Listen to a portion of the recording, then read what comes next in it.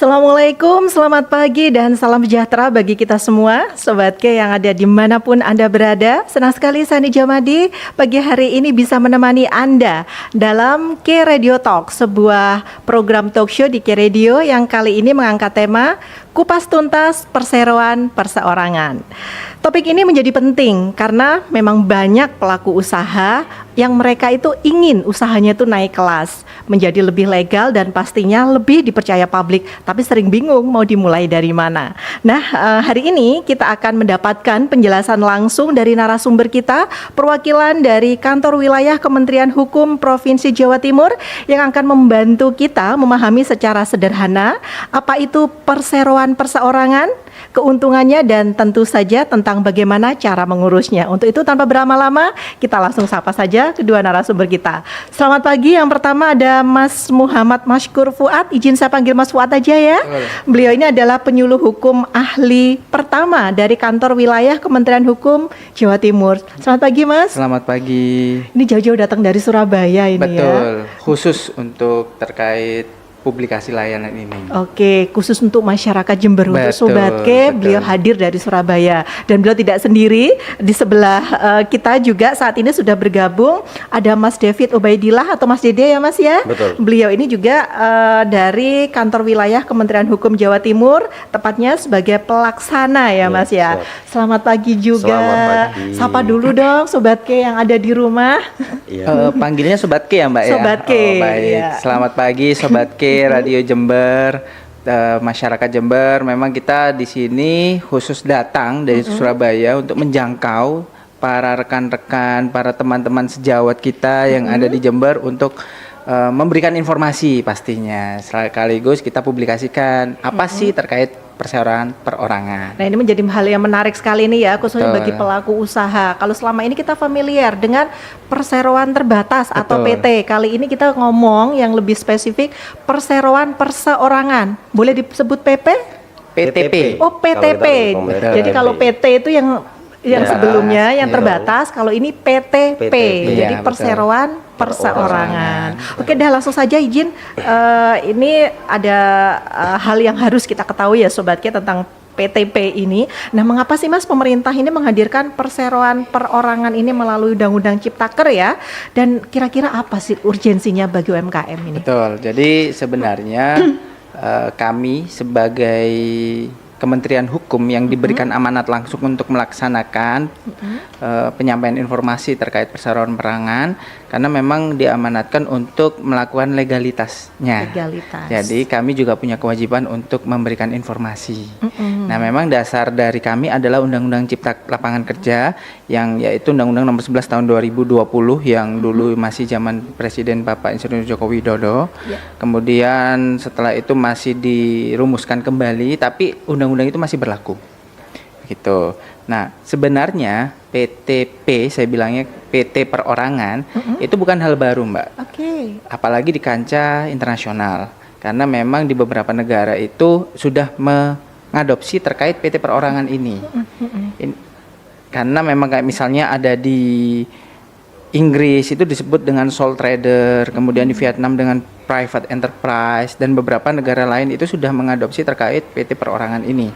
Karena kami di Kementerian Hukum dan Indonesia kebetulan memang mengemasnya menggunakan PT perorangan. Jadi PT tapi bisa dilaksanakan secara perorangan, begitu. Jadi tidak usah harus ada direksi dan lain-lain yang beranggotakan minimal 5 orang, macam-macam itu, jadi bisa dilaksanakan secara sendiri. Intinya lebih simpel ini ya. Betul. Bisa dilakukan oleh siapapun itu. Betul. Intinya memiliki usaha. Betul. Oke. Nah Mas, ini tadi Mas Fuad kan sebutkan sudah ada mulai dari tahun 2020 sebenarnya. Betul. PT perorangan ini sudah ada ya. Betul. Tapi sejauh ini seberapa banyak Mas masyarakatnya sudah menggunakan PT perorangan ini? Kalau seberapa banyak itu pastinya sangat banyak ya Mbak. Karena ini adalah versi iritnya PT gitu. Jadi memang masyarakat itu diminta atau kita support untuk scale up bisnis dari yang awalnya UMKM menjadi PT. Nah, untuk itu nanti akan kita jelaskan nih apa itu scale up-nya, bagaimana prosedurnya begitu. Oke, keren banget ini. Dan memang Sobat G harus menyaksikan talk show ini dari awal hingga akhir karena nanti akan banyak informasi-informasi detail yang bisa diketahui dan itu bisa langsung dipraktekkan. Harapannya begitu ya Mas ya, bisa langsung Betul. praktek nanti buat Betul, yang belum. betul. Oke. Sekarang tadi sudah disebut, sudah di-spill sedikit sama Mas Fuad terkait dengan PT perorangan ini sebenarnya bukan hal baru dan sudah beberapa negara mengaplikasikan ini. Kayak tadi disebutkan ada dari Amerika, Inggris, kemudian Vietnam. Singapura dan juga di Asia ada Vietnam ya Mas ya. Betul. Istilahnya juga masih macam-macam ini, ada sole trader, ada private enterprise, dan di Indonesia PT perorangan. Nah, konsepnya seperti apa sih Mas kalau untuk yang di Indonesia ini? Saya coba dibantu Mas Didi untuk menjelaskan ini, bedanya dengan di negara lain itu tadi Mas. Sebenarnya kita patut bersyukur ya, karena terkait PTP di Indonesia, perbedaan yang paling mendasar dengan negara-negara yang lain terkait PTP itu lebih menguntungkan di Indonesia sebenarnya. Misal contoh terkait bentuk badan hukumnya. Kalau misalnya di Indonesia PTP itu untuk legalitasnya itu punya kekuatan hukum sama seperti perseroan, seperti PT. Sama ya. Ya, hampir sama. Cuman memang ada beberapa keterbatasan. Misalnya contoh terkait KPLI karena memang berhubungan sama modal ya, maksimal 5M. Itu. Terus yang kedua terkait jangkauan dari aset tersebut, aset perusahaan. Kalau misalnya di PTP di Indonesia itu terpisah. Tapi kalau misalnya kayak di Malaysia, Singapura, ini masih oleh pemerintahannya dijadikan satu. Oke, berarti terkait dengan risiko kita lebih aman ya Mas lebih ya? aman di Betul. Indonesia Ya. sebenarnya Betul. PTP. Terus terkait batasan modal. Kalau misalnya di Indonesia di PTP ini ada batasan terkait maksimalnya 5M, tapi minimal tidak ada. Oh, Jadi siapapun yang penting ada niat, ada persyaratannya seperti nanti yang akan kita bahas, bisa mengajukan pendirian terkait PTP. nah ini sangat bermanfaat buat pelaku usaha mikro Betul. terutama Betul. ya. Mikro kecil. Sedangkan di luar sana, misalnya kayak di Belanda dan lain di beberapa negara lain, ini ada batas minimum. Tentu ini menjadi kendala kalau misalnya untuk pelaku usaha mikro dan kecil ya.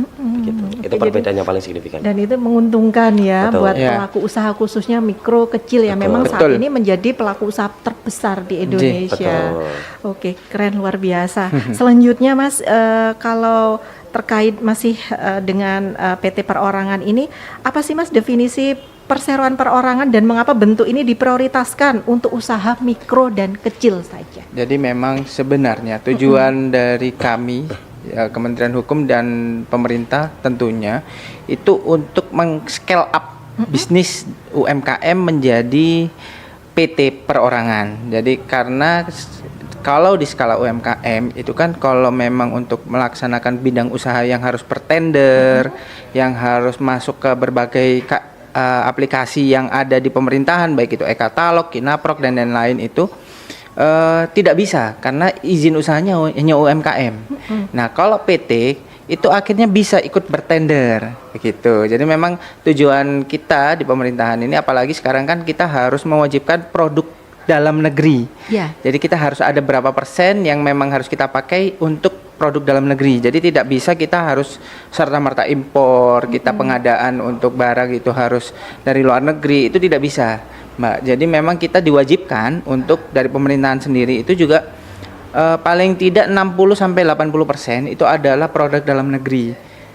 Baik itu komponennya maupun perangkat-perangkatnya itu harus produk dalam negeri begitu. Jadi memang kita ingin memberikan legalitas dari para rekan-rekan UMKM, apalagi yang mau meng-scale up bisnisnya yang dari awalnya kecil menengah bisa menengah ke atas. Oke. Itu, Dan yang secara- terpenting bisa ikut tender. Betul. Ini kan kesempatannya sebelumnya tidak bisa Bisa diperoleh karena betul. dari sisi legalitas Iya, belum betul. layak gitu Iya. ya. Luar biasa. Ini adalah kesempatan yang memang tidak bisa disia-siakan khususnya Iya. bagi kita pelaku UMKM. Oke.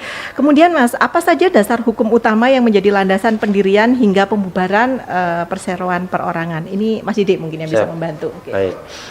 Kalau ngomongin masalah legalitas itu kan dasar hukumnya harus jelas Jelas. ya, Iya. karena ini berbicara terkait kepastian hukum Iya. gitu. Nah, sebenarnya terkait PTP ini nggak jauh-jauh, mungkin pernah mendengar terkait Undang-Undang Omnibus Law. Ya. Ya, Pernah. Undang-Undang Nomor 11 Tahun 2020 ya, di mana di dalamnya itu salah satu sektor yang diperhatikan oleh pemerintah pusat itu adalah melakukan percepatan agar usaha mikro dan kecil ini bisa melakukan perkembangan secara signifikan, kan gitu. Nah, selanjutnya dari undang-undang ini nantinya ada turunannya, lebih spesifik dijelaskan dalam peraturan pemerintah nomor 8 tahun 2021.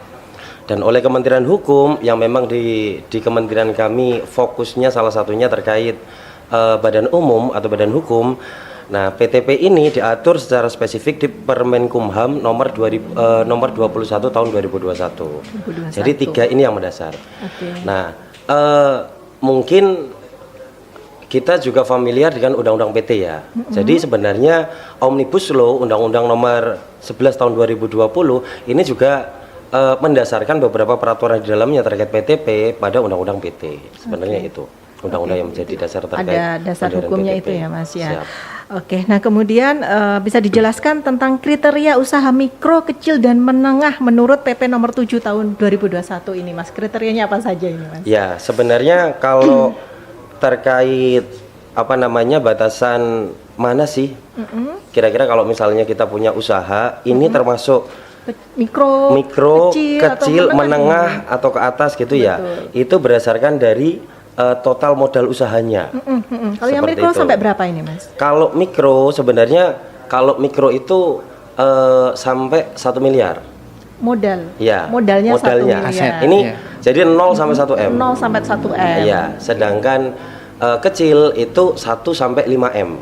Oke, 1 sampai 5 M untuk yang kecil. Iya, kecil. Kalau yang menengah berarti di atasnya 5 M. Di atas Cuman 5. kalau PTP ini memang difokuskan ke usaha mikro dan kecil. Mikro dan kecil. Baik. Yang tanpa batas minimal itu Ya, betul. sampai maksimal 5 M. 5 M. Makanya ketika pengajuan nanti akan ada ketentuan salah satu tahapannya itu memastikan bahwa modalnya itu tidak melebihi dari 5 miliar. Betul. Oke, baik. Misalnya saya punya usaha yang modalnya itu hanya 500.000, 1 juta itu bisa ya? Bisa. Dan bisa Sangat legal sekali. ya? Sangat bisa. Dan itu nanti bisa juga mendapatkan kesempatan seperti tadi disampaikan mau ada tender misalnya Iya, dari betul. instansi atau lembaga bisa Ya, ya? betul. Nah, menambahkan juga terkait modal ini kalau misalnya terkait legalitas nanti dalam pendaftaran untuk PTP salah satu tahapannya adalah penentuan terkait KBLI ya. Oke. Jadi jenis usahanya itu apa.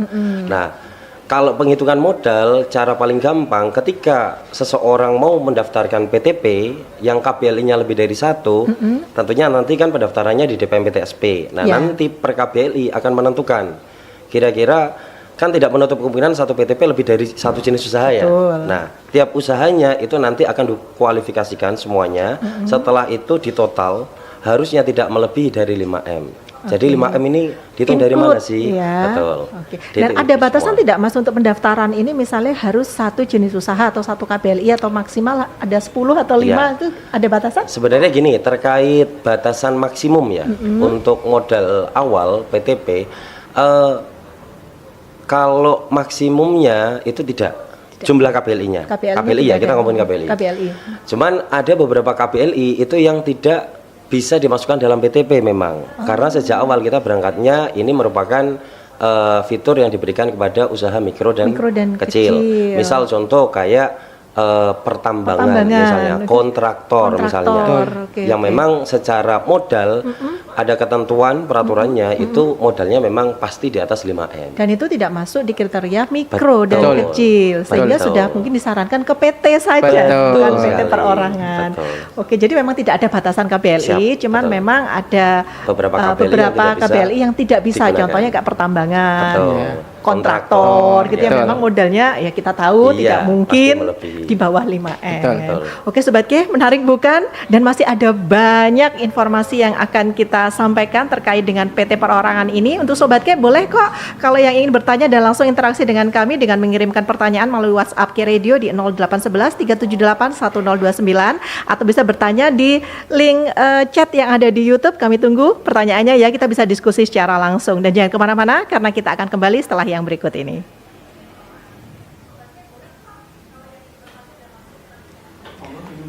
Alhamdulillah saya ambilkan minum. Oh iya, nggak usah, saya sudah ambil minum. Gak apa-apa. Pokoknya jangan suka ya. Oh, santai aja mas. Ya, kamera saya mana? Ya. Oke, untuk nanti tektokannya satu sama Mbak.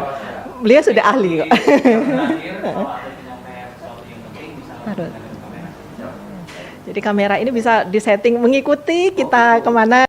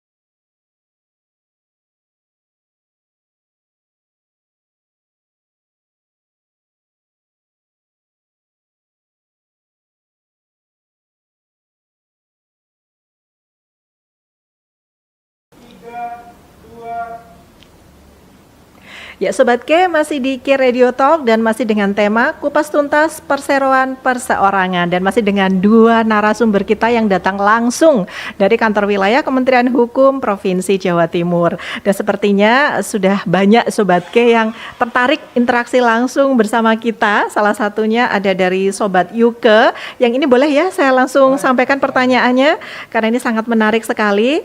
Sobat Yuke ini bertanya tentang untuk IO atau event organizer. Nah, ini apakah juga boleh mengajukan pendaftaran melalui perseroan perseorangan ini? Nah, boleh mohon dibantu jawab ini dari siapa? Mas Fuad, monggo. Kebetulan memang kita di kantor wilayah itu ada beberapa yang mendaftarkan, bukan hanya event organizer saja. Kan sekarang udah ada per segmen ya, ada event organizer, ada wedding organizer. Itu sudah memang satu kesatuan, dalam artian itu memang bisa daftar asal dengan ketentuan yang modal di bawah 5 miliar tadi. Karena kan ada yang bilang event organizer tapi dia adalah vendor. Nah, vendor ini kan vendor yang memang bukan vendor kelas kecil menengah nih. Kan ada vendor yang khusus memang vendor untuk pernikahan yang high class. Itu kan ada yang otomatis modalnya otomatis di atas 5 miliar. Nah, yang bisa diperkenankan mendaftar adalah modalnya di bawah 5 miliar. Namun nanti waktu mendaftarkan KBLI-nya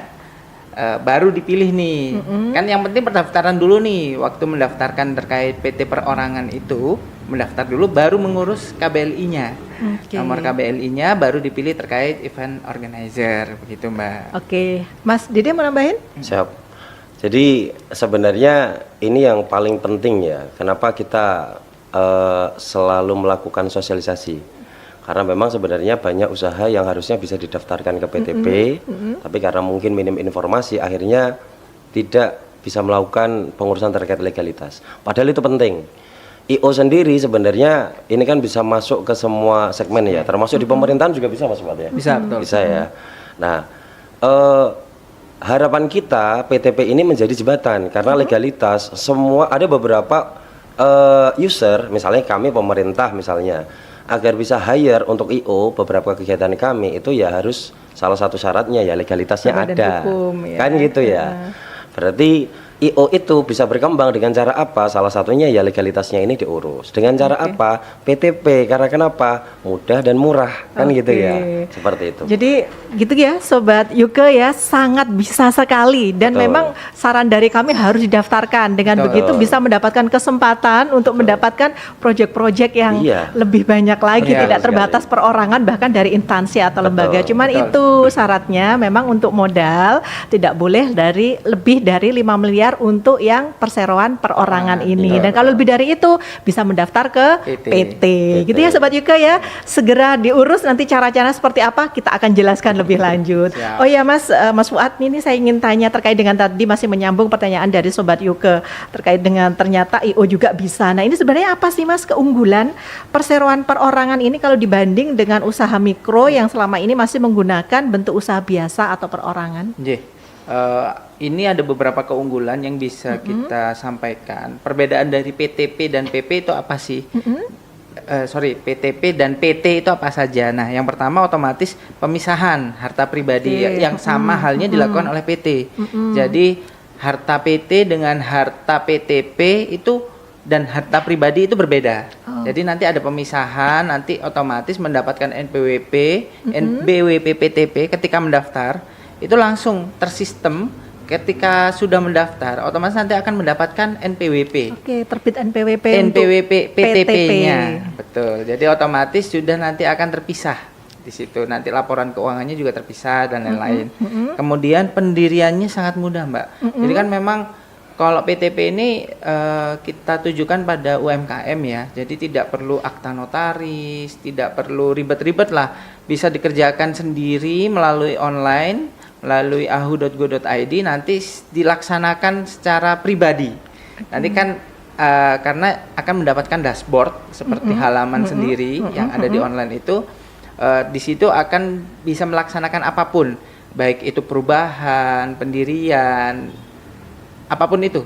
Kalau untuk PTP, kemudian ada status badan hukum yang pasti ya. Kalau mendaftarkan PTP ini status badan hukumnya otomatis diterima, tidak perlu akta notaris gitu. terus bebas dari kewajiban untuk mengumumkan dalam tambahan berita negara. Biasanya kan ada syarat-syarat tertentu untuk tambahan di berita negara dan lain-lain, itu bebas. Nah, kemudian pelaku usaha ini bisa merangkap siapapun, bisa merangkap direktur, komisaris, bahkan pelaksananya sendiri bisa. Jadi cukup satu orang semua bisa. Betul. Jadi lebih prudent, lebih bisa dilaksanakan sendiri gitu. Terus tidak ada ketentuan modal dasar minimal.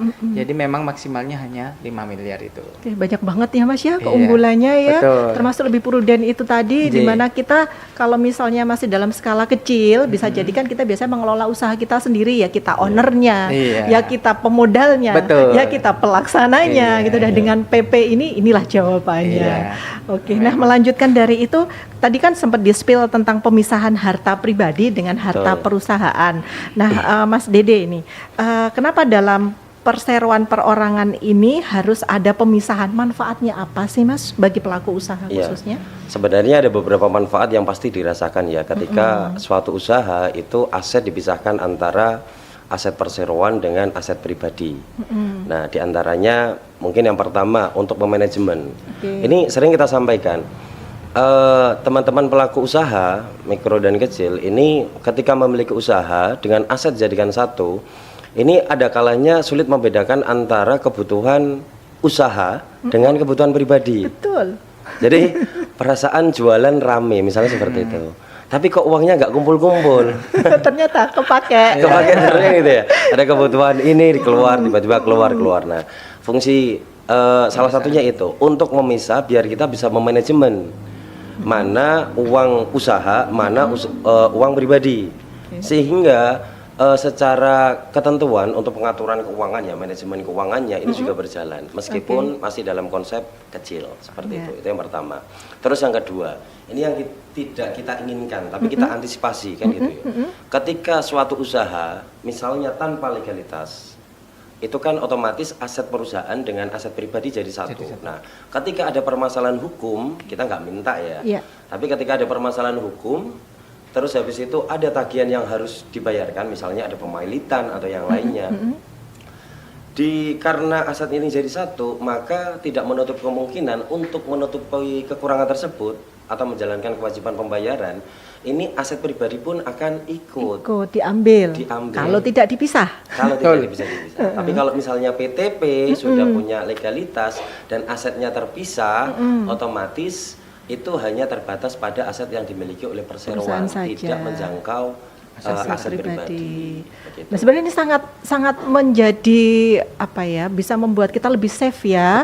Jadi kita lebih profesional nauzubillah kalau misalnya ada persoalan amit-amit dipilotkan usaha kita yang akan misalnya diperuntukkan untuk apapun dampak dari pilatan itu hanya aset perusahaan, aset pribadi masih aman. Jadi bisa melanjutkan usaha yang lain. Kalau keuntungan lain ya PTP itu yang paling menarik mungkin ya. Ini untuk usaha bagi Sobat K ya tadi ya, Sobat K ya, yang punya usaha menjanjikan punya memang keuntungan yang lumayan besar, tapi keterbatasan modal. Nah, PTP itu juga jadi salah satu solusi. Kenapa seperti itu? Ketika punya legalitas, tentunya nanti mengikuti persyaratan ya di perbankan atau lembaga pemodalan. Dengan legalitas itu lebih mudah untuk mendapatkan tambahan modal. Seperti itu. Jadi bisa untuk mengajukan tambahan modal ke lembaga. Lebih meyakinkan bagi pihak perbankan dibandingkan mengajukan atas nama pribadi. Betul, masuk akal banget dan sangat bisa dilakukan. Sudah ada legalitasnya, bisa mengajukan ke memang perbankan yang bisa memberi suntikan modal. Luar biasa sekali.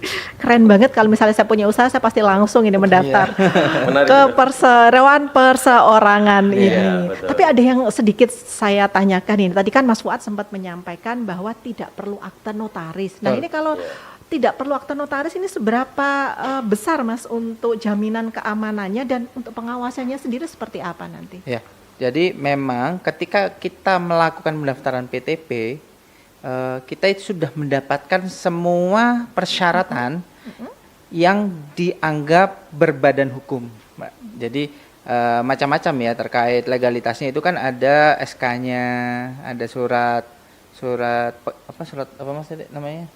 surat pernyataan pernyataan kepemilikan, jadi kayak semacam SK gitu. Nanti akan mendapatkan langsung secara email namanya itu. Terus kemudian NPWP-nya. Terus memang kita menyarankan untuk membuka buku rekening atau nomor rekening baru atas nama PTP tersebut. Sama perusahaan Iya. Jadi memang agar dapat memisahkan harta yang memang aktif sama harta pribadi gitu. Memang nanti akan semua itu akan didapat seperti kita mendaftarkan PT. Oke. Halnya sama semua. Jadi memang yang membedakan adalah modalnya saja. Nanti kan terkait KBLI juga yang disampaikan sama Mas Dede, memang tidak semua KBLI masuk ya. Karena memang dengan modal maksimal 5 miliar itu ada beberapa kriteria yang bisa mengakomodir itu. Cuman kalau untuk terkait legalitasnya, terus kalau untuk berusaha keamanannya itu sama seperti yang didapatkan PT. PT. Kurang lebihnya seperti itu. Jadi pasti aman ya, Betul. dijamin aman termasuk pengawasannya juga. Betul. Oke, karena juga ada mengikat, ada NPWP, kemudian ada Iya. laporan-laporan dan lain Iya. halnya. Jadi meskipun tanpa akta notaris tetap legal, tetap aman. Betul. Oke, baik Mas, ini yang pasti menarik buat Sobat K ini tentang syarat-syarat apa saja sih yang harus dipenuhi ketika kita itu ingin mendirikan perseroan perorangan ini, apa saja Ya. Mas? Jadi untuk persyaratannya sebenarnya sangat mudah. Apa saja itu Mas? Pendaftaran PTP. Jadi Sobat K kalau misalnya ingin mendaftar cukup menyiapkan pertama KTP. KTP, Warga KTP Negara ya. Indonesia ya. Betul. Oke. Terus nanti yang dibutuhkan itu kenapa kok KTP? Karena berhubungan dengan NIK.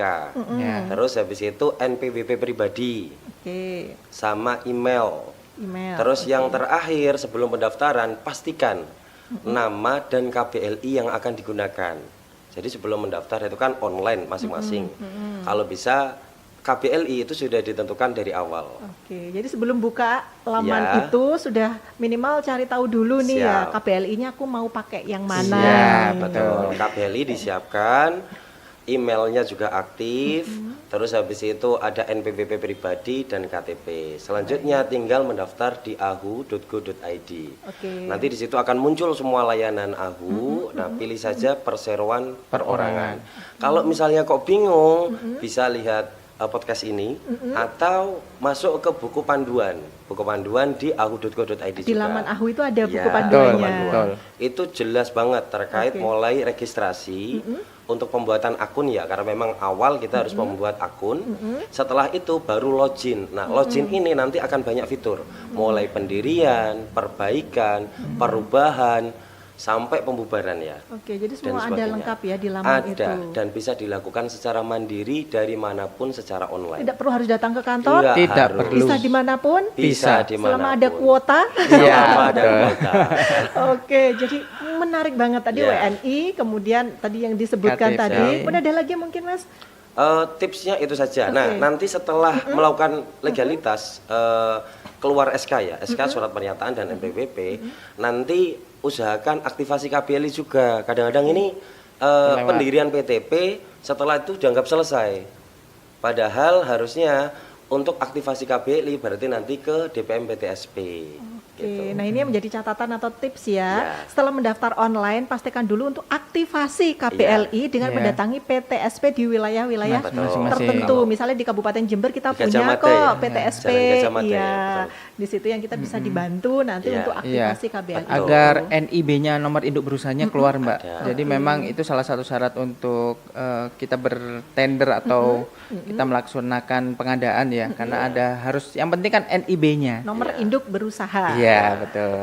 Oke, jadi Begitu. itu ya yang pasti. Oh ya, Mas ada yang penting lagi, ada biayanya tidak? Oh. Nah, terkait biaya ini sebenarnya kalau kita ini yang dikhawatirkan banyak orang ya. Usaha saya kan Jangan-jangan belum begitu besar. mahal gitu. Iya.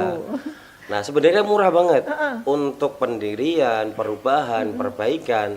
Semua itu PNBP-nya atau pembayaran yang ini langsung dibayarkan ke negara itu cukup Rp50.000. Rp50.000. Hanya 50.000. Murah banget ya, seperti kita kalau jajan kopi ya. Betul. Itu paling Satu gelas kopi ya. Gelas kopi hanya Rp50.000 Betul, sudah bisa betul. mendaftar. Iya, Betul. betul.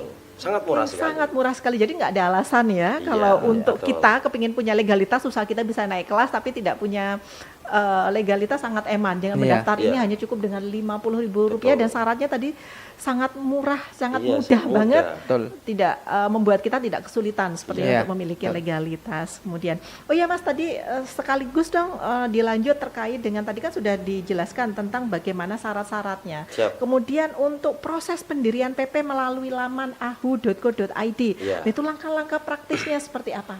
Jadi seperti ini, pertama masuk ahu.go.id, di situ akan muncul semua layanan Ahu. Pilih saja apa namanya perseroan perorangan. Setelah itu masuk, di situ akan ada user ID yang harus dimasukkan sama password. Nah, kita harus bikin sendiri itu kalau ya? belum punya, berarti ada di situ di bawahnya itu register. Oke. Ya, untuk membuat akun masuk ke situ, nanti tinggal masukkan saja yang tadi itu NIK, email, habis itu nomor telepon. Setelah itu nanti akan ada aktivasi ke emailnya, ada email masuk ke email yang tadi itu. Setelah itu akan muncul, jadi passwordnya apa, NIK-nya berapa, menyesuaikan NIK di KTP. Setelah itu jangan lupa ada kolom aktivasi, diklik saja, lalu kembali ke login, baru masuk ke portal utamanya perseroan perorangan. Di situ banyak fiturnya. Ya. Pilih saja pendirian, ikuti tahapannya. Yang penting KBLI itu sudah ada, nanti tinggal memasukkan, sudah. Oke, cukup clear, cukup jelas dan Jadi. sepertinya Sudah jadi. apalagi kalau pelaku usahanya saat itu kan banyak banget para milenial Gen Z Betul. punya usaha sudah nggak gaptek lagi Betul. dengan sesimpel itu Iya. ya di web laman Bahkan kita pernah ahu.co.id. coba Mbak, setelah dokumen itu siap, persyaratannya siap, termasuk KBLI, KTP dan lain-lain siap, itu nggak nyampe 5 menit sebenarnya. Oke. Iya. Pokoknya Sudah semuanya jadi. harus siap dulu ya, disiapkan Iya, dulu, karena kan baru memang- ngeklik.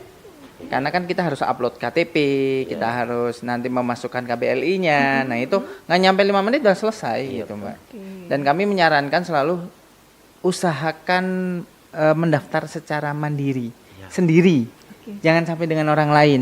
Karena apa? Ketika kita memasrahkan kepada orang lain itu kan otomatis menggunakan email dan password kita. Nah itu nanti banyak yang di kantor wilayah itu timbul masalah-masalah baru. Ketika dia mau perubahan, ketika dia mau apa, email passwordnya lupa. Bukan lupa sebenarnya, karena memang pakai dibawa. orang lain. Iya. Betul. Betul. Ya betul, Itu. ini salah satu tips juga yang mungkin Betul. masih banyak kejadian ketika kita meminta orang lain untuk menguruskan, Betul. akhirnya Iya. password email yang itu jadi kunci atau pintu Iya. masuk Betul. bukan di kita, akhirnya Iya. kita nggak ngerti. Akhirnya mau nggak mau kita minta tolong ke orang itu lagi kan. Iya. Padahal kalau kita lakukan secara mandiri itu tidak berbayar, hanya 50.000 itu kalau misal ada perubahan atau apapun itu di dalamnya. Dan yang beresiko lagi kalau orangnya masih ada, Ya, kalau kita udah pindah itu. keluar kota. Kebanyakan Iya. seperti itu. Ya, Kebanyakan seperti itu. jadi masalah baru bagi kami di kantor Iya. wilayah jadinya kan gitu. Nah, ya baik Sobatke, dengan sosialisasi yang ini memang langsung dari ahlinya yang menemukan banyak sekali persoalan, akhirnya kita tidak hanya mengajarkan bagaimana cara mendaftar, tapi juga diajarin tips-tips untuk mengatasi persoalan atau problem Iya. yang biasanya terjadi dan itu mungkin juga bisa terulang sehingga bisa kita antisipasi. Jangan kemana-mana karena kita masih akan lanjutkan beberapa tema yang tidak kalah pentingnya terkait dengan perseroan perseorangan saat setelah berikut ini.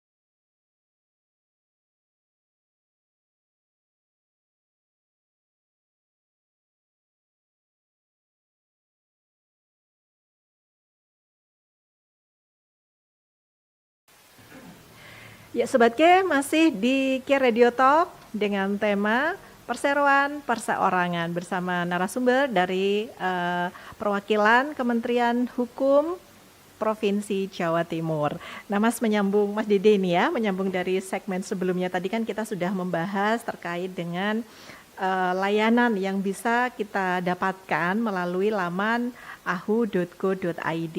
Nah itu kan tadi dijelaskan ada beberapa jenis layanan transaksi mulai dari pendirian hingga pembubaran. Nah itu mungkin bisa Mas dijelaskan kalau tadi pendiriannya sudah. Nah terkait dengan selanjutnya seperti ada perubahan hingga penutupan mungkin ya. Nah itu mungkin bisa Mas dijelaskan layanan tersebut. Jadi sebenarnya layanan ini untuk perseroan perorangan itu tidak terbatas pada pendirian saja. Jadi selain pendirian itu juga ada fitur terkait perbaikan. Baik, Perbaikan. Ya, setelah itu selanjutnya perubahan. Nah, yang biasanya sulit dipahami itu adalah perbedaan antara perbaikan dan perubahan. Oke, nah apa ini perbedaannya? Ya, kan gitu ya. Kalau perbaikan itu apa, perubahan ini Ya, apa? baik. Kalau misalnya perubahan itu jelas, misalnya alamat yang sebelumnya di Kabupaten A menjadi Kabupaten B, misalnya seperti itu. Tapi kalau perbaikan itu tanpa merubah isi atau substansi dari kalimat itu. Contoh, penulisan dari Oktober ternyata penulisannya salah, Oktober misalnya gitu. Nah itu perbaikan tanpa merubah isi dari kata-katanya, itu perbaikan. Kalau perubahan bisa dilakukan untuk apapun. Misalnya usaha ini berkembang, berarti nanti ada penambahan KBLI di tengah-tengah. Betul. Ada perubahan terkait kepemilikan. Nah, ini yang perlu perlu kita sampaikan juga.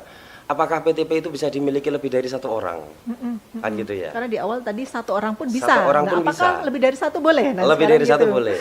Boleh. Oh, boleh. Melalui perubahan. Baik itu perubahan kepemilikan, misalnya saya punya PTP, berkembang, setelah itu ingin saya jual. Nah, Pak Fuad mau membeli.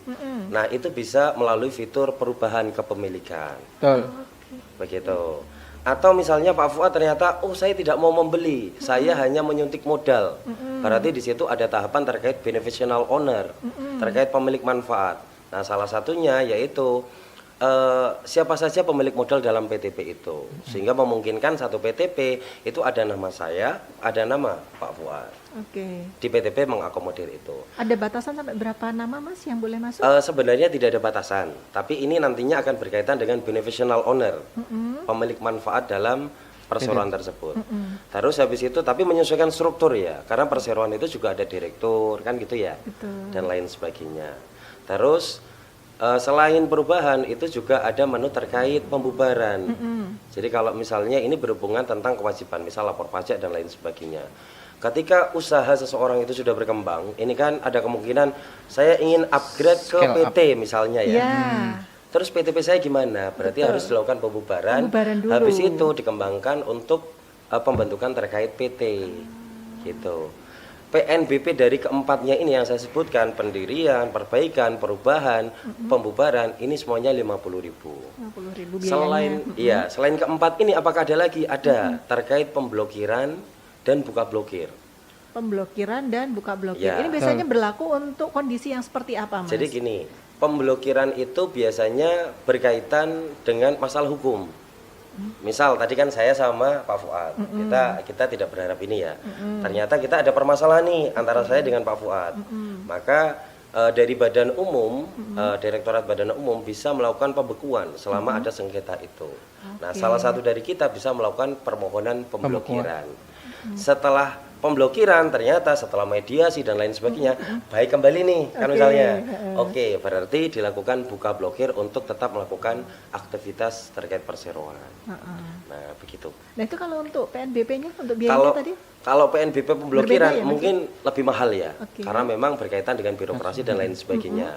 Kalau PNBP untuk pemblokiran itu 1 juta, untuk buka blokirnya 500.000. Oke, jadi memang karena ada beberapa Betul. syarat yang harus dipenuhi, jadi berbeda ya. Betul. Kalau yang lain tadi Betul. hanya 50.000 khusus untuk pemblokiran 1 juta dan buka blokir 500.000. Berarti ini kalau untuk terkait dengan pemblokiran ini pasti ada persoalan. Iya, Nah, pasti. persoalan ini bisa diselesaikan dengan buka blokir. Betul. Bisa juga kalau misalnya persoalan terus berlanjut, apakah bisa langsung ke penutupan? Penutupan misalnya. bisa. Bisa. Oke, Penutupan jadi bisa. berkembang ya di Iya, PT ini, betul. bahkan di-upgrade ke PT pun Betul, bisa. betul. Bisa. Memang Bisa tujuan sekali. kami dari PTP ini agar scale up lagi ke PT. Jadi kalau kita ngomongin pendidikan Mbak ya, kalau di UMKM ini kayaknya SD. Kalau PTP ini udah SMP SMA nih. Iya. Nah kita kalau ke tahapan kuliah udah masuk ke PT, PT, CV dan lain-lain. Tuh, karena kan memang hanya dibedakan di modal dasar dan lain-lain. Nah itu memang tujuan kami seperti itu. Karena memang pemerintah mensupport banget terkait iklim bisnis di Indonesia saat ini. Dari hal itu juga muncul kebijakan-kebijakan yang adaptif terkait kondisi yang ada di lapangan seperti apa begitu. Jadi semua lini masyarakat sesuai dengan kebutuhannya disiapkan ya Iya, betul. regulasinya. Tinggal milih Tinggal aja pilih. mau yang Oke. mana gitu. Oke, keren. Mas tadi kan sempat di-spill, saya ingin Mas Fuad yang membantu menjelaskan. Tadi kan ada biaya pendaftaran cukup Rp50.000 itu kan murah banget gitu ya. Nah apa sih Mas kira-kira pertimbangan di balik tarif yang sangat terjangkau ini? Nah, balik lagi Mbak, itu karena memang market kami ya, market kami adalah UMKM. Oke. Mikro kecil menengah. Mikro kecil. Jadi memang kita mempush agar ayo kita belajar bersama dari scale up bisnis yang awalnya bisnis rumahan menjadi bisnis yang bisa ikut tender. Nah, dari situ kita juga menginginkan untuk masyarakat itu ikut bergerak bersama gitu loh. Jadi kan memang kita di sini UMKM itu adalah penggerak roda ekonomi yang sangat signifikan pengaruhnya. Nah dari situ juga kita memang memfasilitasi itu Mbak. Jadi memang dari UMK mikro kecil itu masuk nanti bisa ke PT. Nah otomatis kan udah skalanya bukan skala lokal ya biasanya ya. Biasa ekspor impor dan lain-lain kalau udah masuk ke PT begitu. Oke, nah ini sepertinya juga ada pertanyaan lagi dari Baik. Sobat K, ini dari Sobat Ari ini Mas.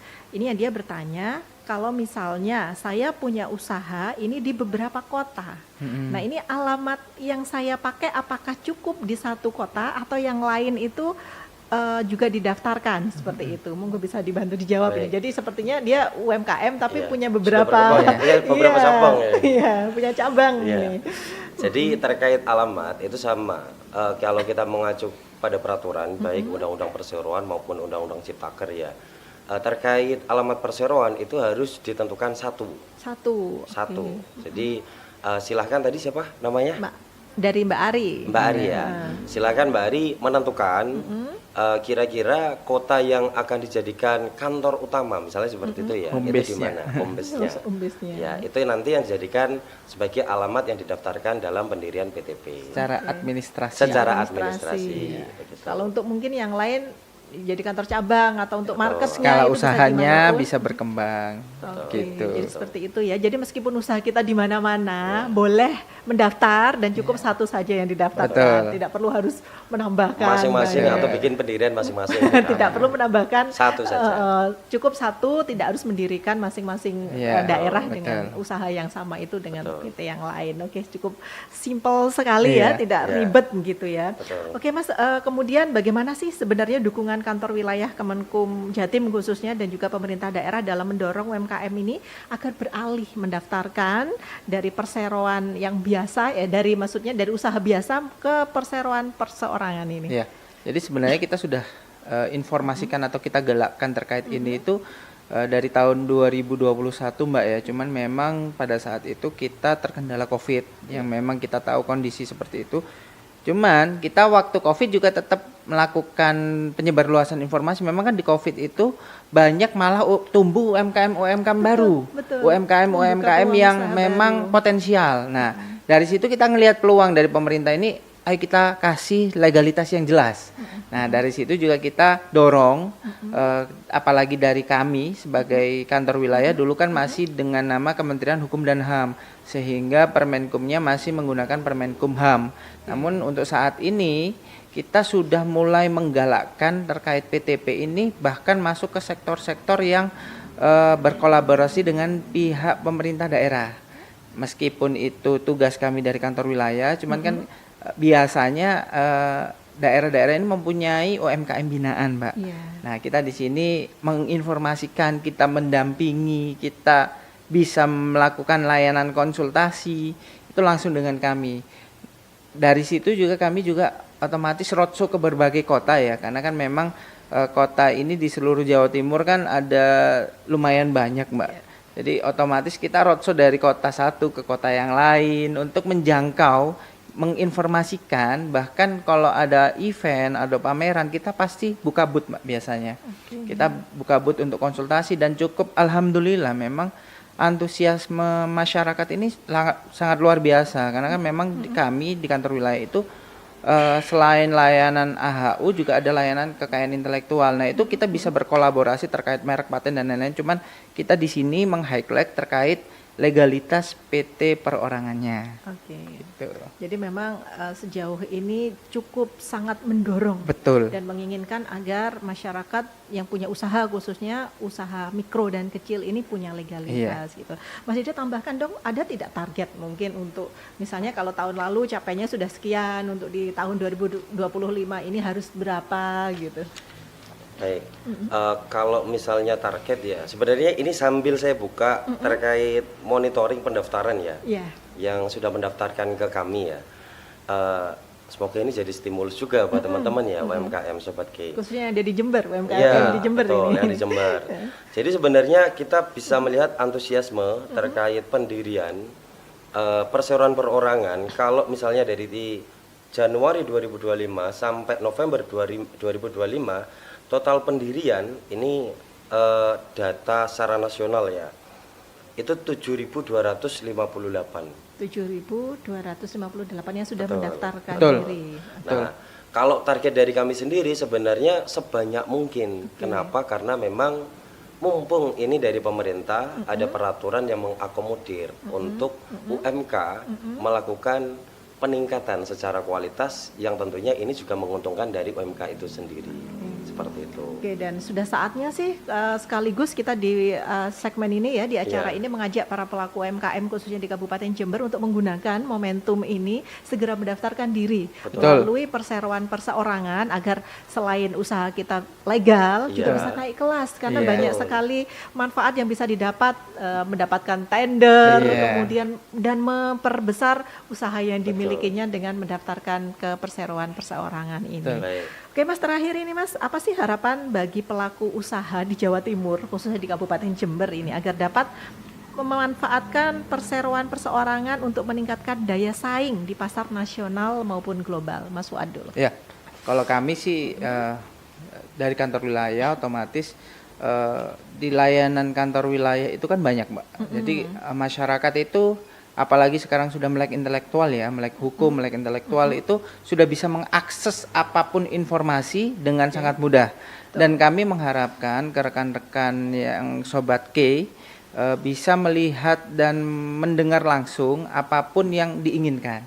Jadi tidak usah menggunakan perantara, tidak usah menggunakan fasilitator dalam artian pihak eksternal. Nah, itu memang kita mendorong, ayo kita bareng-bareng. Kalaupun untuk permasalahan konsultasi atau apapun kita sediakan. Kita kebetulan memang ada layanan konsultasi di kantor wilayah yang tidak usah perlu ke kantor wilayah. Jadi tidak usah Sobat K ini jauh-jauh dari Jember ke Surabaya, nggak usah. Hanya WA saja sudah cukup, akan kita respon. Begitu. Memang layanan-layanan kami ini sudah terintegrasi ya, sudah mulai terpusat. Jadi tidak usah yang nggak usah ribet-ribet lah begitu kalau bilang. Jadi memang ayo kita laksanakan. Memang kalau untuk kepentingan Sobat K sendiri boleh kita langsung konsultasikan ke kita. Oke, luar biasa, keren banget. Mas Dede tambahkan terkait dengan harapannya. Sebenarnya begini, kalau dari kami dari khususnya Kanwil Kementerian Hukum ya Provinsi Jawa Timur mengharapkan adanya PTP ini bisa dimaksimalkan khususnya bagi UMK ya yang di Kabupaten Jember kan gitu. Terus terkait kami sangat terbuka sekali melalui layanan misalnya online tadi AHU online ya.